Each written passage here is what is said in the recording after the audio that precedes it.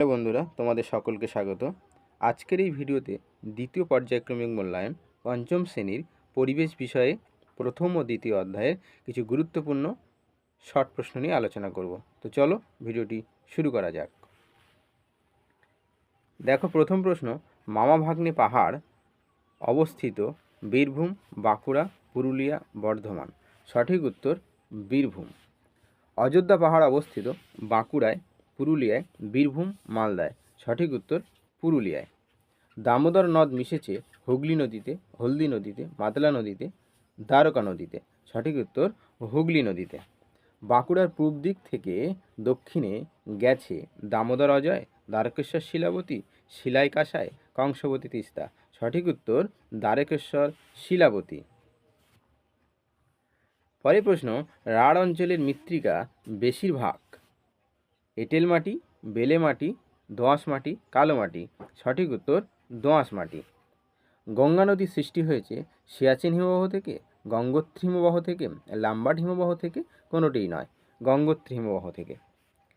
পদ্মা নদীর অবস্থান হল পশ্চিমবঙ্গ, বিহার, বাংলাদেশ, উড়িষ্যা।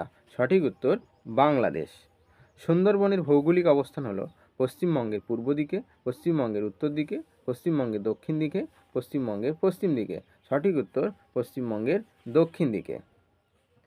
পরের প্রশ্ন, শিলাইদহ অবস্থিত কলকাতাতে, বাংলাদেশে, পরগনাতে, ত্রিপুরায়। সঠিক উত্তর বাংলাদেশে। চন্দ্রকেতু রাজার দুর্গ অবস্থিত কলকাতা জেলায়, হাওড়া জেলায়, উত্তর চব্বিশ পরগনা জেলায়, দক্ষিণ চব্বিশ পরগনা জেলায়। সঠিক উত্তর উত্তর চব্বিশ পরগনা জেলায়। গঙ্গা নদী অবস্থিত নদিয়া, চব্বিশ পরগনার পশ্চিম সীমানায়, পূর্ব সীমানায়, দক্ষিণ সীমানায়, উত্তর সীমানায়। সঠিক উত্তর দক্ষিণ সীমানায়। রয়্যাল বেঙ্গল টাইগার দেখতে পাওয়া যায় রাঢ় অঞ্চলে, সুন্দরবনে, তরাই অঞ্চলে, ডুয়ার্স অঞ্চলে।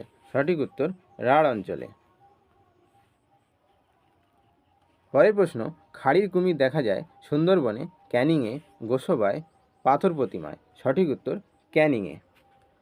সুন্দরবনের উচ্চতা সমুদ্র সমতল থেকে 2 থেকে 3 মিটার উঁচু, 5 থেকে 6 মিটার উঁচু, 10 থেকে 15 মিটার উঁচু, 7 থেকে 8 মিটার উঁচু।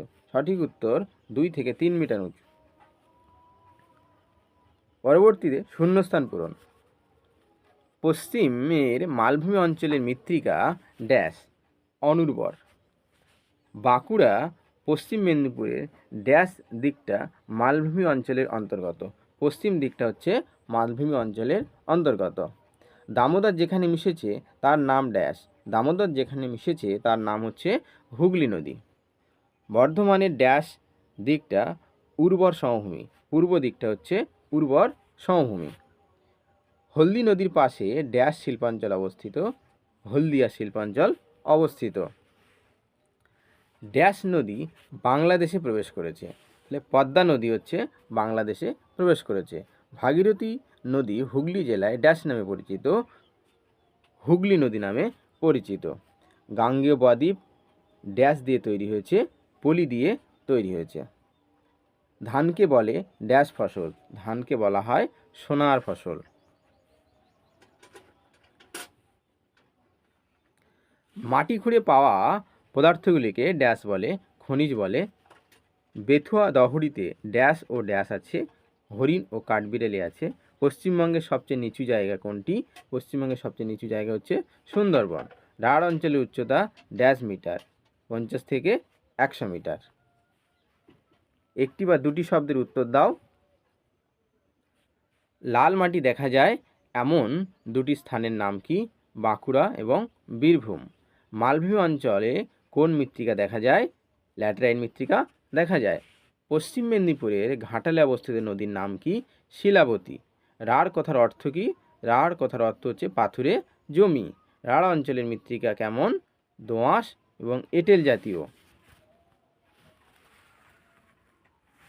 পরবর্তী প্রশ্ন, গঙ্গা নদীর উৎপত্তিস্থল কোথায়? গঙ্গা নদীর উৎপত্তিস্থল উত্তরাখণ্ড রাজ্যের গঙ্গোত্রী হিমবাহের গোমুখ গুহা থেকে। ভাগীরথী হুগলি নদীর পূর্ব দিকে প্রবাহিত নদীর নাম কি কি? জলঙ্গি, ইছামতি। দুটি বরফ গলা জলে পুষ্ট নদীর নাম লেখো।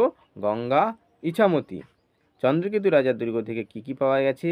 চন্দ্রকেতু রাজার দুর্গ থেকে বাসনপত্র, ঘরবাড়ির কাঠামো এবং পাতলা ইট ইত্যাদি পাওয়া গেছে। বেথুয়া দহরি বনে কী কী পাওয়া যায়? পানি পাওয়া যায়, হরিণ ও কাঠবিড়ালি দেখতে পাওয়া যায়।